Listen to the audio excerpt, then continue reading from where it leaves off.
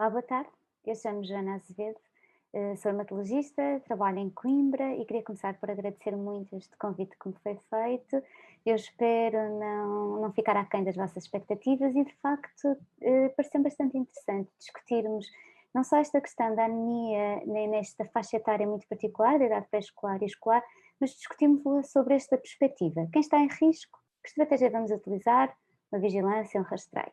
E espero que possamos ter uma discussão interessante nesta mesa redonda. Eu não tenho conflitos de interesse a declarar e comecei por pensar um pouco então qual seria o impacto global da anemia nesta faixa etária em Portugal. Todos sabemos que há infelizmente poucos dados acerca de prevalência destes dados epidemiológicos em geral no nosso país e eu baseei-me então em dados que estão disponíveis no próprio site da anemia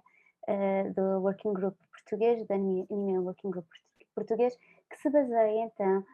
e cita esta fonte da Organização Mundial de Saúde que estima que a prevalência da anemia em idade infantil em Portugal se cerca dos 14%. De facto, nesta idade, sobretudo, a principal causa da anemia é a anemia sideropénica, embora não seja a única, obviamente. Mas, acima de tudo, interessa-nos perceber e deixar muito claro e que esteja sempre presente no nosso cotidiano e no nosso dia-a-dia que a anemia em si não é um diagnóstico e que nós temos que saber interpretá-la como um achado, como uma manifestação de alguma situação subjacente que essa sim vai requerer investigações adicionais e provavelmente atitudes adicionais também. E vamos então chegar ao ponto desta sessão em que vamos tentar perceber quem devemos investigar e se calhar também como devemos investigar e é isso que me proponho a discutir um pouco convosco. Portanto, a anemia, não vamos entrar obviamente em definições da baixa da hemoglobina, mas todos sabemos que a principal arma que nós temos para a detectar será então o uso do hemograma. E a nossa Direção-Geral de Saúde emitiu já normas em 2011, foi revista, creio eu, em 2013, em que tece orientações ou estipula orientações para as situações em que estará indicado prescrever um hemograma e requisitar um hemograma. Obviamente sempre em função da situação clínica muito específica daquele doente em particular, mas fala-nos também e aponta também para situações em que, independentemente da situação clínica do doente, poderá estar indicado fazer um hemograma, se calhar então com esta tal intenção de rastreio, e aqui chama a atenção para as crianças dos 6 aos 12 meses em condições socioeconómicas desfavorecidas. Portanto, não há indicação para rastreio universal de crianças em idade pré-escolar e escolar a partir desta idade e a apresentação poderia então terminar por aqui, mas na realidade interessa-nos muito perceber quem é que está em risco e sabendo nós identificar ou percebendo quem vão ser as crianças nesta faixa etária, este subgrupo que vai estar em risco, discutirmos que estratégia vamos utilizar, vamos rastrear, vamos utilizar uma profilaxia e se decidimos investigar quem e como vamos fazer. E volto a falar um pouco das recomendações da Organização Mundial de Saúde e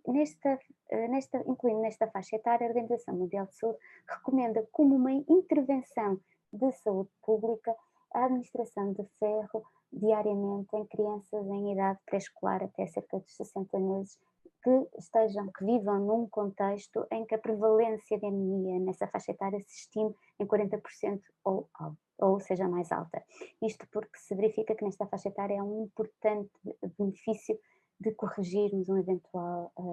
falta de ferro em termos de desenvolvimento, mesmo para o futuro. Mas nós sabemos que o mundo não é uniforme e a Organização Mundial de Saúde, embora estes dados estejam um pouco já desatualizados, estão baseados até cerca de 2005,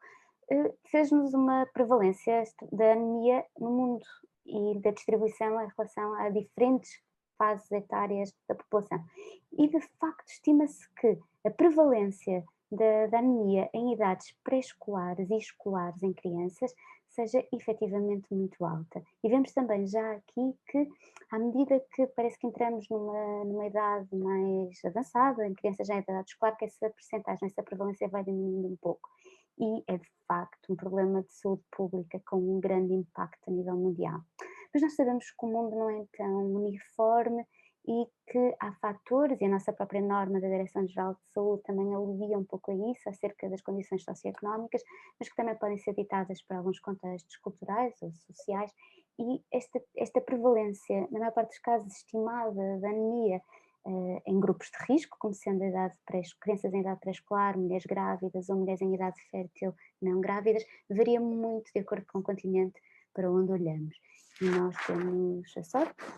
de viver na Europa, onde efetivamente a prevalência da anemia em idade pré-escolar não é de todo tão preocupante quanto noutras zonas do globo, mas ainda assim não é de todo desprezível o impacto da anemia em idade pré-escolar, mesmo na Europa. E vamos então falar um bocadinho sobre como podemos interpretar ou identificar alguns destes grupos de risco, e não faz parte do âmbito desta sessão falarmos ou olharmos com detalhe para o metabolismo de ferro. Interessa-nos perceber noções, creio eu, muito básicas para esta abordagem, que é de percebermos que o nosso equilíbrio das nossas reservas vem então um pouco deste balanço entre aquilo que são as necessidades e do dia a dia, e que são muito específicas de cada faixa etária, de alguns setores da população ou do próprio indivíduo, e como é que são contrabalançados pela quantidade de ferro então que recebemos do aporte e que temos capacidade de absorver. Obviamente que há fatores como, por exemplo, a presença de perdas excessivas que podem fazer pender a balança um pouco mais para os déficits, e também outros fatores como a nossa capacidade, os nossos fatores que interferem com a modulação da nossa capacidade de mobilização do ferro.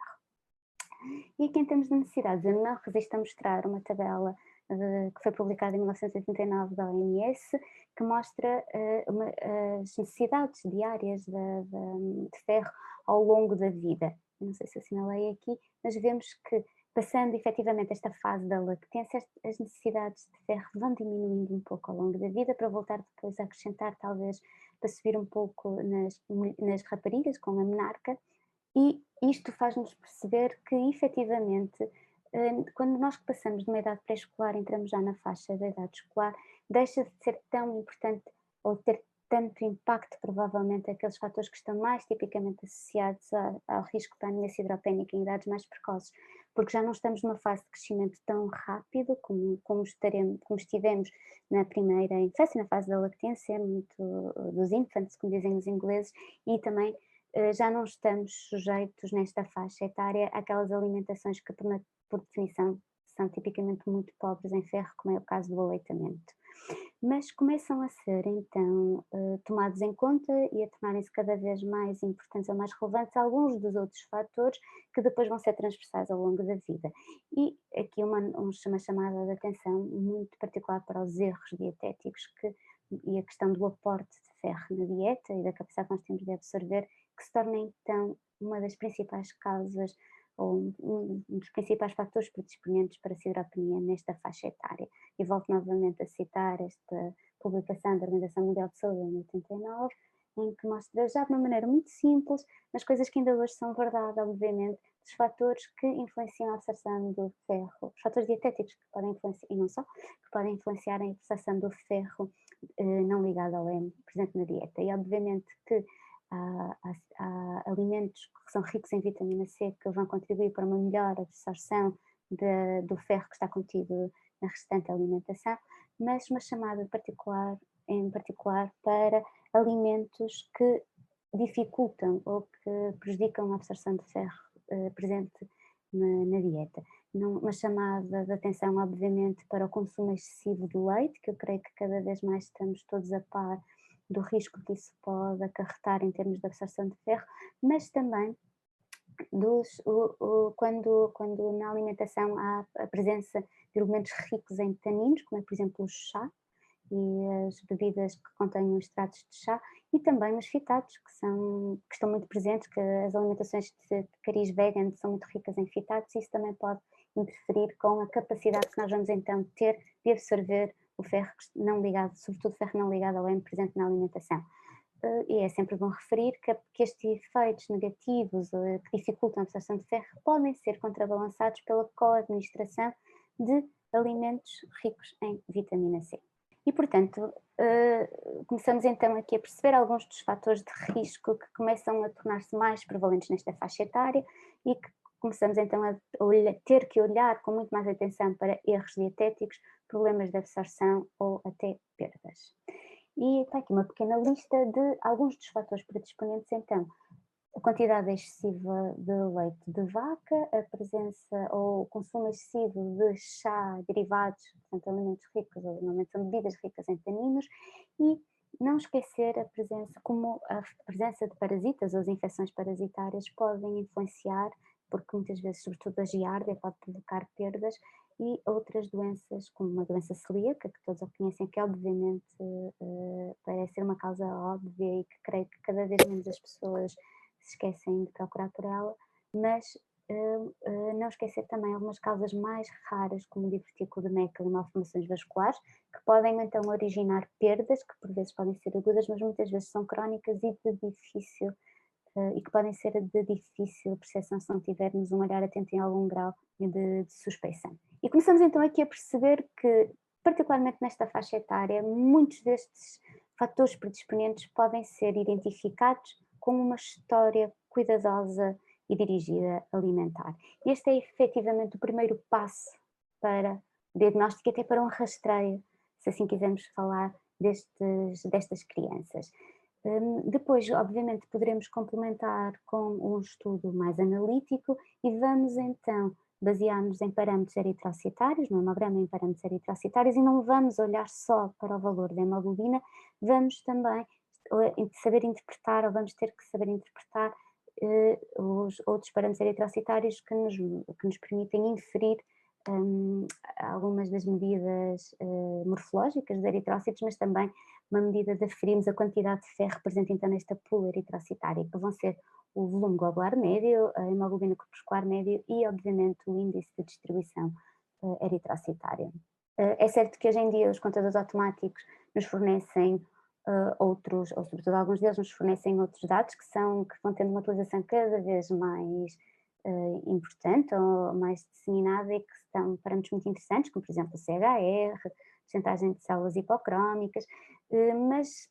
olhando e sabendo interpretar estes 4 simples parâmetros que todos os contadores automáticos nos dão, que estão presentes em todos os hemogramas, nós vamos ser já capazes de inferir e de interpretar muito acerca do status, não só das reservas de ferro, mas também como o status global de saúde da criança em causa. E quando pensamos então em avaliar as reservas de ferro, sabemos que o mais importante ou o mais útil nesta situação é então avaliarmos a ferritina, que nos mede as reservas de ferro. Não nos podemos esquecer que esta é uma proteína de fase aguda e que, portanto, pode ser útil acrescentarmos na avaliação, associarmos na avaliação outro medidor, outro parâmetro de avaliação de fase aguda, como a AVS ou a PCR. E, portanto, estabelecendo-se o diagnóstico de uma anemia sideropénica, estamos então preparados para começar a corrigir o déficit, normalmente com suplementação de ferro oral, e é essencial, creio que não quer mais ressalvar ou salientar a importância de nós identificarmos e corrigirmos a causa da sideropenia naquele doente em particular. E então, o que se faz um pouco pelo mundo fora, portanto, nós já falámos em como efetivamente a prevalência da anemia difere não só ao longo da idade, da situação da vida, mas até de contextos geográficos ou socioeconómicos e até culturais, e da importância, sobretudo nesta idade, de sabermos identificar crianças que estejam em risco.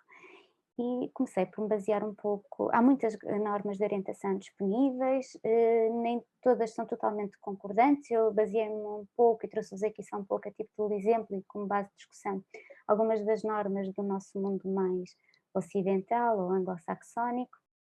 E começo então com normas ou linhas de orientação da Academia Americana de Pediatria. Eu não vou falar, obviamente, das idades mais precoces, portanto, antes dos 2 anos de vida, mas salientar a importância que eles dão à revisão anual de fatores de risco para a sideropenia, sobretudo a partir dos 36 meses, e como a partir dos 12 meses de vida tem que haver um foco na dieta. E é muito interessante vermos que uma história dietética bem dirigida e detalhada é realmente uma ferramenta fulcral e com um elevado valor preditivo até na identificação de crianças com anemia cidropénica. Há até um estudo que englobou, creio que, mais de 300 crianças de ascendência afro-americana nos Estados Unidos, e em que eles mostram com, que uma boa história dietética era efetivamente, tinha um grande valor preditivo para a anemia hipocrómica microcítica nessas crianças. Eu creio que quando era considerada uma dieta normal, o valor preditivo negativo era superior a 90% para a presença de anemia hipocrómica e microcítica. E o que é que eles consideram como fatores de risco ou erros dietéticos, ou consideraram nesse estudo, seria então um consumo excessivo de leite, que poderia, quando ultrapassava cerca de meio litro de leite por dia, a ingestão deficitária semanal de carne, grão, vegetais, e incluíam já também um consumo regular de snacks de base mais lipídica e também o consumo de refrigerantes. E eu relembro que aquilo que nós estávamos habituados com a nossa pré-conceição de que isto era uma dieta tipicamente americana, infelizmente cada vez mais se dissemina também aqui para os nossos lados, e eu atrevo-me a dizer que começamos a ver estes padrões de erros alimentares cada vez em idades mais precoces, e daí a importância de nós pensarmos neles e de os investigarmos, e temos uma arma muito simples, que é uma boa história, dirigida com este foco nesta faixa etária. Então depois, quando eles identificam estas populações em risco, os americanos têm um padrão um bocadinho diferente, em que eles propõem até um rastreio, não será universal, mas sobretudo de fatores de risco, até no primeiro ano de vida, e que depois será então repetido se houver fatores de risco. Eles propõem que seja novamente repetido entre os 15 e os 18 meses, ou quando um novo fator de risco for identificado, e de uma maneira que eu considero também muito interessante e pertinente, identificar algumas situações especiais, como sendo infecções crónicas, doenças inflamatórias, queixas ou cirurgias intestinais prévias, ou a presença de uma dieta restritiva. Então, neste caso, para além por volta do ano e meio, voltar a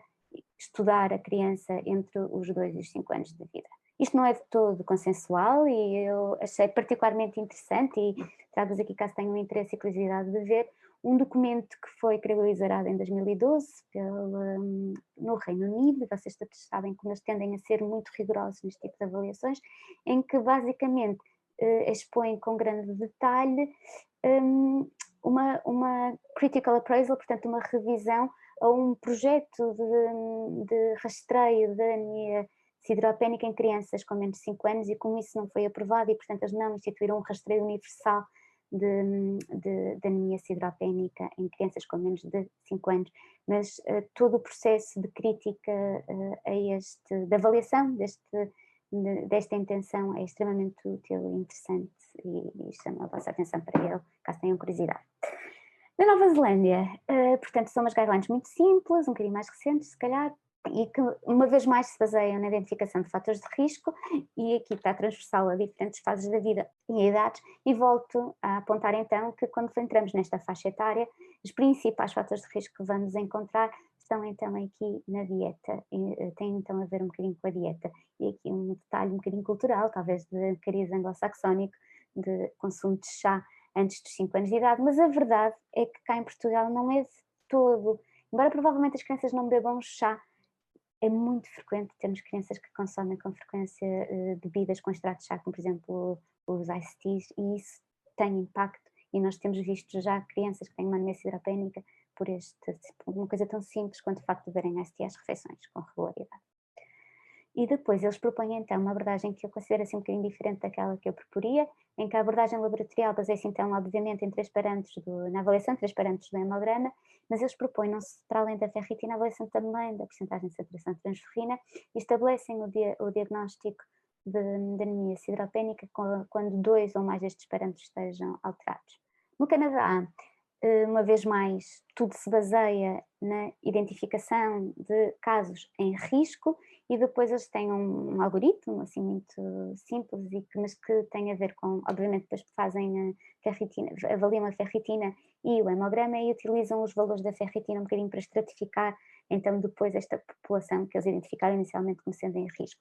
Chama aqui a atenção então novamente para esta faixa etária, que aqui não tem tanto a ver com a distribuição que nós usamos aqui, mas entre os 6 e os 36 meses de vida, portanto que inclui então ainda muito do que estava de outras faixas etárias às quais eu não me referi, a fase da lactência, mas achei interessante falar-vos também aqui de alguns dos sinais e sintomas para os quais eles chamam a atenção. Obviamente que nós todos sabemos que são anemias de instalação lenta, que nos interessa corrigir e identificar a sideropenia, que pode até já dar alguns sintomas e alguns distúrbios, algumas implicações até no desenvolvimento a longo prazo, muito antes de haver o desenvolvimento da anemia em si. E eu, nesta sessão, propositadamente, não falo dos sintomas e sinais associados à anemia, que é obviamente de fulcral importância sabermos reconhecer e que podem ser subtis, desde uma irritabilidade, algumas dificuldades no adormecer, pernas inquietas durante a noite, sobretudo, e até comportamentos alimentares estranhos, como a típica pica ou comer gelo. Isso obviamente nós temos que saber reconhecer e aí torna tudo de extrema importância identificarmos. E daí esta chamada de atenção, mas eu creio que no âmbito desta sessão interessa-nos perceber como é que nós podemos identificar crianças em risco até antes disto se verificar. Mas fica aqui a chamada de atenção. Então, em jeito de pequena ponto da situação, se assim me permitirem, e se assim me permitirem que me atreva a fazê-lo, creio que nesta idade, para a sideropenia em idade pré-escolar e escolar, interessa sobretudo sabermos reconhecer subgrupos de risco, e eu mostro-vos aqui uma tabela do Up to Date, muito simples, mas em que falam que realmente nesta idade os fatores dietéticos são sobretudo os mais prevalentes e consideram também outros fatores de risco mais gerais também, como por exemplo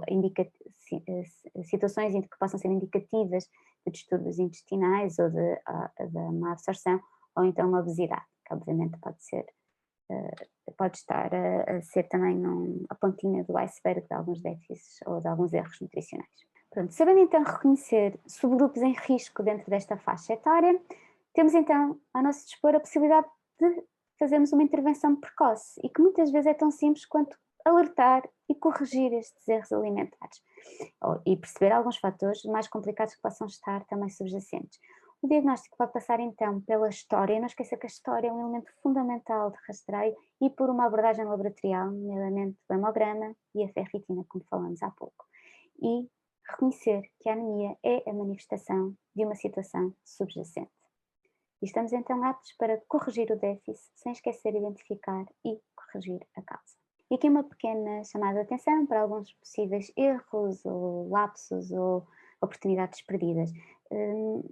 Nós temos que estar atentos para evitarmos deixar de valorizar uma hipocromia, uma microcitose, quando a hemoglobina tem um valor normal. Ou seja, nós podemos ter um valor de hemoglobina normal, mas temos que estar atentos aos outros tais parâmetros. E mesmo perante uma hemoglobina normal, haver uma hipocromia e microcitose tem que nos fazer pensar no que é que está a acontecer. Pode ser um sinal de sideropenia que se está a começar a instalar, ou pode ser um sinal de outra entidade. Outra coisa que nós vemos acontecer muito frequentemente e que importa não fazer, que é suplementar com ferro sem percebermos qual é a causa subjacente e sem, obviamente, e se não percebemos não a vamos poder corrigir. Outro problema que pode acontecer é quando nós pensamos em talassémias ou em causas mais raras de anemia sideropénica antes de pensarmos na sideropenia, ou então quando não equacionamos outra etiologia para a anemia. De facto, a anemia sideropénica é indubitavelmente a causa mais frequente de anemia nesta faixa etária, foi nisso que eu foquei nesta apresentação, porque creio que era isso que interessava aqui discutirmos um pouco, mas não nos podemos esquecer que não é a única, mesmo nas adquiridas nós temos a presença de doenças inflamatórias, há uma percentagem de doenças inflamatórias que cursa com um padrão de anemia sideropénica, ou hipocrómica e microcítica, e outra que eu, na faculdade, nós dávamos muita importância, felizmente hoje vemos menos, que é a intoxicação por chumbo. Mas existem também causas congénitas, algumas não tão raras assim, não é? Como a talassémia, e outras um pouco mais raras, mas que têm uma importância muito grande que as saibamos equacionar e investigar, como por exemplo a anemia sideroblástica congénita. E não poderia deixar de falar, ou de aludir, não vou de todo falar, da IRIDA, a Iron Refractory Iron Deficient Anemia, que é uma anemia sideropénica que não responde ao ferro oral, que tem a ver sobretudo com o metabolismo de ferro e com a doença congénita. Quando as anemias não são microcíticas ou hipocrómicas, nós vamos então ter que nos socorrermos de outras estratégias, e mesmo o próprio hemograma nos vai dar já pistas, não só tendo em conta os parâmetros eritrocitários, com uma morfologia, pela observação do esfregaço de sangue periférico, e começamos logo por conseguir perceber que o facto da anemia poder ser hiper ou hiporregenerativa é um passo importante nesta investigação diagnóstica. E porquê é que eu falo disto? Porque muitas destas anemias congénitas podem ser diagnosticadas ou podem apresentar-se pela primeira vez nesta faixa etária. E dentro daquelas que estão tipicamente associadas a um padrão de hiperregeneração, portanto com reticulocitose, temos as hemoglobinopatias não talassémicas, déficits de membrana dos eritrócitos, déficits enzimáticos eritrocitários, e dentro das hiporregenerativas podemos encontrar pela primeira vez nesta idade então a apresentação de anemias como por exemplo a anemia de Fanconi ou a Black Van Diemen, ou até aplasias transitórias, por exemplo, por uma infecção a parvovírus ou herpes vírus 6, que muitas vezes são claras, são a primeira forma de apresentação de uma anemia hiperregenerativa de base bem compensada, por exemplo, uma esferocitose hereditária. E, obviamente, todas as outras anemias adquiridas, que algumas delas são bastante prevalentes nesta faixa etária, como por exemplo as anemias hemolíticas, não só as autoimunes como as microangiopatias. E a lista é imensa, trago aqui só uma chamada de atenção para aquelas que têm particular importância nesta faixa etária. Relembrar o pequeno triângulo da anemia, que eu creio que nos ajuda a situar. Portanto, nós sempre que temos anemia, é fácil reconhecer uma anemia no hemograma, nós temos sempre que pensar neste pequeno triângulo, em que, por um lado, temos a morfologia, e os parâmetros, então, dos contadores automáticos dão-nos já pistas muito importantes, que depois terão que ser complementadas com o esfregaço de sangue periférico. Nós temos sempre que saber classificar a anemia como sendo regenerativa ou não, e para isso socorremos da contagem de reticulócitos, não esquecer a importância de utilizarmos contagens de reticulócitos em números absolutos, ou então de sabermos fazer a correção para um hematócrito. E então poderemos chegar à etiologia da anemia e completamos então assim o nosso triângulo da anemia e estamos aptos a saber ajudar melhor os nossos doentes. E eu creio que era isto que tinha para conversar um bocadinho convosco. Sei que nada de novo, mas espero que tenha sido do vosso interesse e que possamos discutir um pouco que estratégias é que poderemos então utilizar nesta faixa etária, quer no dia a dia, quer em situação mais hospitalar, e espero que tenhamos a oportunidade para discutir. Obrigada.